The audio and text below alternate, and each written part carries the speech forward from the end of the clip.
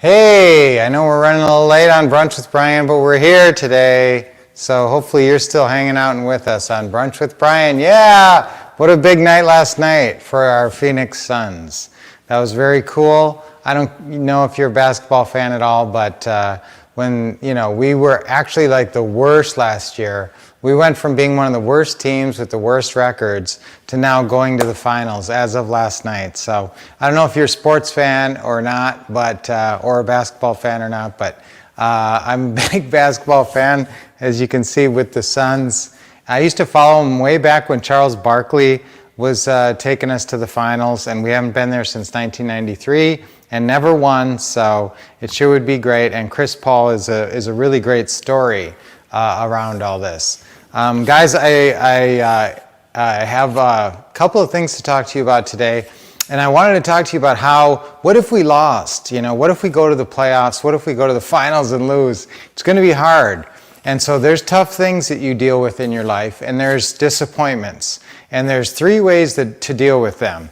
And there's one that's the most positive. And so a lot of times, let's say, I'm going to use the example of, let's say you're walking along on a busy street and you trip on the sidewalk and kind of stumble, okay? And so now there's three different reactions you can have, okay?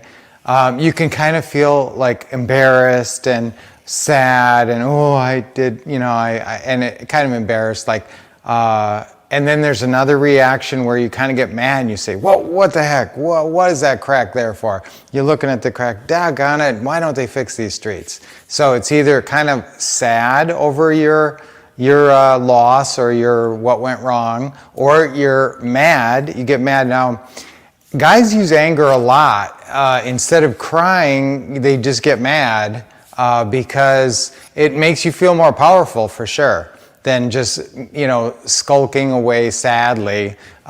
Getting mad gives you some kind of agency, gives you some kind of power in the situation. So, while I really tend to not like anger, sometimes anger is a better reaction than just kind of feeling bad and sorry for yourself. Okay, so I like to call that first one like woe is me. That's your woe is me role, okay? And that's when you're sitting around feeling sorry for yourself. Something went wrong, you feel bad, and you just sort of dwell in sorrow, okay? And self-pity. And we all play this game once in a while, woe is me, okay? And that's, just try to notice when you're playing this game and when you're complaining about something. Remember those 3 C's, and I like to play those in here. The 3 C's to always avoid are, as much as you can, you're never going to do a perfect job on this, but as much as you can, to avoid complaining, criticizing, and comparing. Those 3 C's. And they kind of play into those 3 reactions you could have when something goes wrong. So if something goes wrong, if you feel sorry for yourself and, oh, woe is me, you're complaining. You're complaining. So if you get mad, oh, darn it, I wish I wouldn't have gone wrong. Oh, who's at fault? Everybody's to blame. And sometimes you take the blame on yourself. Actually, that's more the woe is me when you're taking all the blame on yourself. When you're turning it outward, that's more of the anger response. So if you get mad when things don't go right, and that's sort of like criticizing. So complaining, criticizing, the other one was comparing. So what's the third thing when things go wrong? Well, if you're comparing, you're going, oh, everybody must be tripping. Oh, I didn't trip. I'm not the only one who ever tripped there, and so you start comparing yourself to try to justify something that went wrong. That's also not the best choice. So it's kind of funny, but if you trip, what is the most adult reaction if you tripped on the street and kind of were embarrassed? It's to laugh. Okay, and that's the most adult reaction, is to be able to laugh at yourself and just laugh at the fact that you're human and that you have foibles and you can trip on a little crack in the street and kind of chuckle about, oh, wasn't that kind of an unexpected little mishap? But no harm, no foul, but just kind of have a light approach to it. Now, if it's something you really, really care about, like if you're in the middle of a real estate deal, and that deal goes south, okay? And you really had high hopes. what are the 3 reactions? Okay, you can, woe is me, oh, self-pity, things are terrible, this is impossible, I'm no good, and really go into it. So that's definitely a weak response and not how we want you to respond. Another thing, if a deal goes wrong, oh, who did that? Why was that go wrong? Why did that person do that? Why did those sellers say that? Why did this person do that? Whoa, grr, why didn't everything go perfectly? Okay, and here's the thing about anger, and I can't totally, even though I have struggles with anger, it can be a useful emotion because it can turn you around and make you take action. And that's the thing. See, if you do the woe is me after you lose a deal, there's, what are you going to get? Nothing. You're just going to get tears, tears in your pillow. Okay, so that's no good. So don't play that woe is me game. What I really want you to do is kind of laugh. It's really hard to laugh when you lose a deal sometimes. But if you can have an accepting attitude, see, that's the thing. When you laugh about something that goes wrong, it's sort of like you're accepting that you're not perfect and that the world isn't a perfect place and things don't always go right. Now, a little kid would stamp their feet and say, I want my way, I want my way. It should have gone this way. And maybe they'd either start crying, woe is me, or they'd start stomping their feet and I want. So the more adult thing is, if you don't get something you want, kind of chuckle about it. But now here's what I really want you to do. And if there's anger there too, is you got to look at what you can do better next time. How to keep this from happening next time. So that's really the best outcome. Now, if your natural inclination is to start with the woe is me, or to start with the anger, when things don't go right. It makes me so mad. So those are natural tendencies and you can rebel against those as much as you can and try to be more positive and put a smile on your face. That's the challenge. If something goes wrong, try to smile about it and look at the positives of it and look at the upside and laugh about it. Now, if you can laugh about it, that shows that you have the emotional distance on that disappointment, and it gives you that emotional distance, and it makes it's not like a life-threatening thing. It's something that happened, and you kind of get that emotional distance, and you're not like living and dying on it. So that's the best approach, and that's really a form of acceptance. So you're accepting whatever went wrong, but then the next step, and this is the most important step, is to take action. So make a plan. So laugh about it, accept the disappointment, okay? Now remember, disappointments are okay. Write this down. Disappointment is okay because you're going to be disappointed at times in life. Discouragement, that's not okay. So don't let yourself get discouraged. You can get disappointed, but not discouraged. So I won't allow the discouragement. Now, if you do get disappointed, like I said, you might get sad, you might get mad, and you might laugh about it, okay? What's the most mature response? Laughing about it because it shows you accept it. However, accepting doesn't mean you're complacent about it. Every one of those steps, whether you're sad, whether you're mad, or whether you're accepting, always leads to an action step. What can I do better? What's on my action steps? How could I do better on that one? Fortunately, that's been my mindset for the last 18 years of doing real estate investing. So every time something went wrong and I was disappointed and crushed about something, I would create a form. It's funny, it makes me laugh because that's my MO, my modus operandi. I would create some form that would fix that problem in the future. Like if we had, and this is an important form for you, the seller congratulations letter.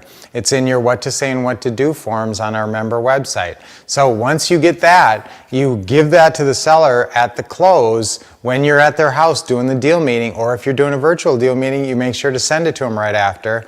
That helps deals stick. Because guess what? We lost a couple of deals. They didn't stick after we signed the purchase and sale. They still flaked out on us. Okay, so I tried to think, what's every way I can make this deal stick? And one of the things was the seller congratulations letter. So you guys can benefit from all the times I was sad and mad. And it took me a while to accept it. So get to that acceptance faster. That's the thing. Even if your natural thing is to be sad and cry about it, or be mad and stomp your feet about it, get as fast as you can, get to the laughing about it, chuckling over it. Well, I guess that's life. Life ain't perfect. and get to that point. A little bit of philosophical. However, that doesn't mean accepting it like that's my state in life. It's accepting it for the moment and figuring out how to do better next time.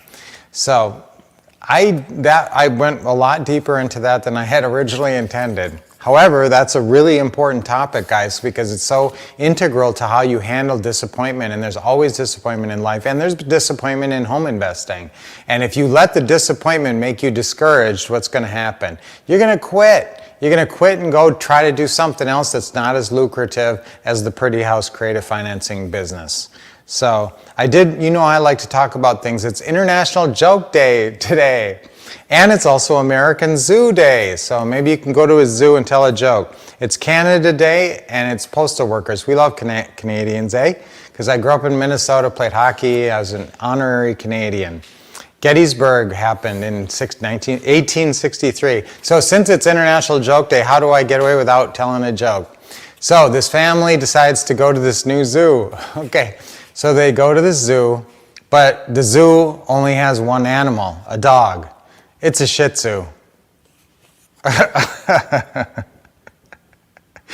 Okay, that's one of my favorite jokes I've ever told. Maybe because we've owned 5 Shih Tzus in our life, but that's pretty funny. You gotta admit, that's a pretty good one. All right, guys, so let's do our deep breathing while we're smiling. Deep breath in. Hold it a second, and yes, I got this shirt at the Game 5 when we beat the Lakers. So this is recent Suns merchandise. Another deep breath in. Hold a little bit in. Big smile. Yeah, and that's the Suns back there celebrating their victory, obviously. Okay, deep breath in. We're in the finals. Deep breath in. Big smile. And let it go, okay? So have a great Thursday, guys. And what is it today? It's July 1. So whenever we hit the first of a month, it's always a fresh start. We're about a third of the way through summer, so let's really focus on getting appointments. I always talk about Thursday as Setup Thursday. This is a time where you should absolutely have a regular calling time set for Thursday evening, somewhere between 5 and 8. And always do those calls because you're setting up appointments for this weekend, Saturday and Sunday, to go out there and buy a house. So keep it rolling, guys. Remember what I said today about disappointments. Very important to approach it the right way mentally. Keep yourself on the right track. So now at Thursdays, obviously we got Thursdays live at 7 p.m. Eastern, 4 p.m. Pacific, a little bit later today. So we're always out in the field looking at a property, and I think we're going to look at a house that we're actually going to be putting on Zillow and putting out there this weekend.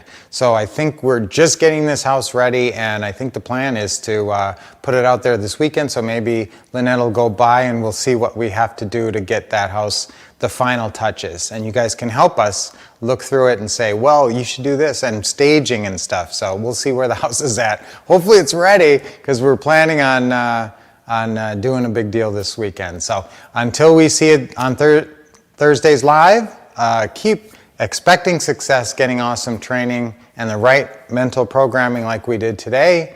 And as always, take action.